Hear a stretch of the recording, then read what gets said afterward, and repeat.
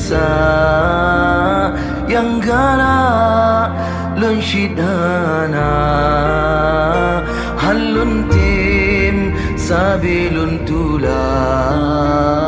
lun inyo terpaksa sayang lun ke jamaah amanah ka kelun bah